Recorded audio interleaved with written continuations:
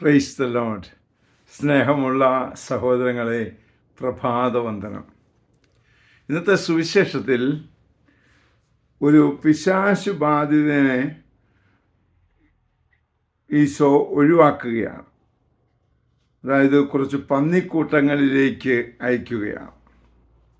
ലഗ്യോൻ എന്നാണ് ആ പിശാചിൻ്റെ ഒരു വ്യൂഹത്തിനെ പറയുന്നതെന്നാണ് പറയുക. ഒരു വ്യൂഹമാണ് ഞങ്ങൾ, അല്ലെങ്കിൽ കുറേ പേരുണ്ട് ഞങ്ങൾ എന്നാണ് സാത്താൻ അവകാശപ്പെടുന്നത്. സ്നേഹമുള്ള സഹോദരങ്ങളെ,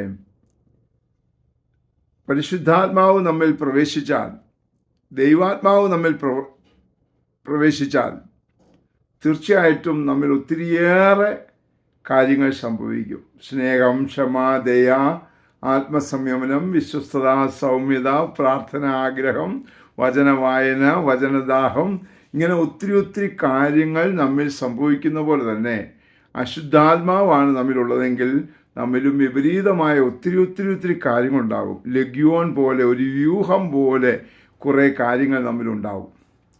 ഈ വ്യൂഹത്തെ മാറ്റി ത്രിത്വിക ദൈവത്തെ നാം സ്വീകരിച്ചാൽ, നമ്മിൽ യേശു വസിക്കാൻ തുടങ്ങിയാൽ നമ്മിൽ ആനന്ദം ഉണ്ടാകാൻ തുടങ്ങും, ആശ്വാസം ഉണ്ടാകാൻ തുടങ്ങും. അല്ലെങ്കിൽ ഭാരമുണ്ടാകും, നമ്മിൽ അസ്വസ്ഥതയുണ്ടാകും. നമുക്ക് പ്രയാസങ്ങളും പ്രശ്നങ്ങളും പ്രതിസന്ധികളും ഒക്കെ ഉണ്ടായാലും അത് മുന്നോട്ട് കൊണ്ടുപോകാൻ ഒരു എളുപ്പമില്ലാതെ വരും. തിന്മയാണ് നമ്മിൽ ഭരിക്കുന്നതെങ്കിൽ. എന്നാൽ ദൈവമാണ് നമ്മിൽ ഭരിക്കുന്നതെങ്കിൽ നമ്മെ അതിനെ കൊണ്ടുപോകാൻ നമുക്കൊരു പ്രത്യേക ഒരു സുഖം ലഭിക്കും, അല്ലെങ്കിൽ പ്രത്യേകമായൊരു വരം ലഭിക്കും.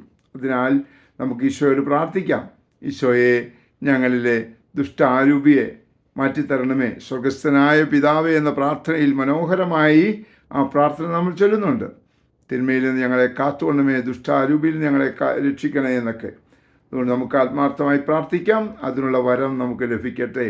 പ്രാർത്ഥിക്കുന്നു. പരിശുദ്ധ അമ്മയെ സഹായിക്കണേ. വിശുദ്ധ യോസേപ്പ് പിതാവേ, ഞങ്ങൾക്ക് വേണ്ടി പ്രാർത്ഥിക്കണേ. പരിശുദ്ധാത്മാവേ, എഴുന്നള്ളി വരണേ.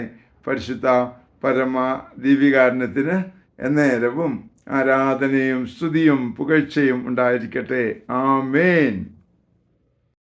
നമ്മുടെ കർത്താവായ യേശുക്രിസ്തുവിന്റെ കൃപയും പിതാവായ ദൈവത്തിന്റെ സ്നേഹവും പരിശുദ്ധാത്മാവിന്റെ സംസർഗവും സഹവാസവും സ്നേഹവും ശക്തിയും കൃപയും എല്ലാ അനുഗ്രഹങ്ങളും സമൃദ്ധമായി നിങ്ങൾ ഏവരോടും കൂടെ ഉണ്ടായിരിക്കട്ടെ, ഇപ്പോഴും എപ്പോഴും എന്നേക്കും.